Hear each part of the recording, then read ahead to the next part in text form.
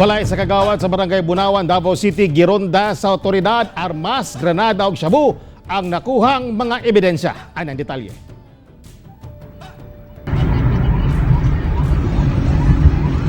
Sa hiniusang pwersa sa Special Operations Group sa DCPO, SWAT, Bunawan Police ug CIU, Gironda kaganyang buntag ang panimalay ni Bunawan Barangay Kagawad, Roque Bernardino Bosque III, pinaagi sa search warrant. Aniya kami diri karon para implementa ang search warrant.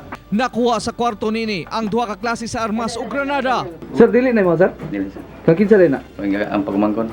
Nakurat pa ang otoridad diang ang sulod sa bag. Di mo itong mga Shabu? Pero nagagamit ka, Wad? Wala ka nagagamit? Una sa ulit ako. Natin mga na-recover like yung caliber 22 na sniper rifle, then ammunitions, naka-recover taog Shabu, mga more or less 10 grams.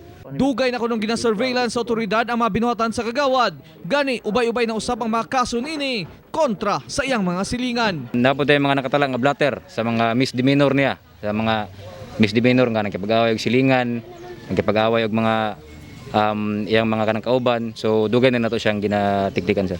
Ako, si Real Soroche para sa One Mindanao.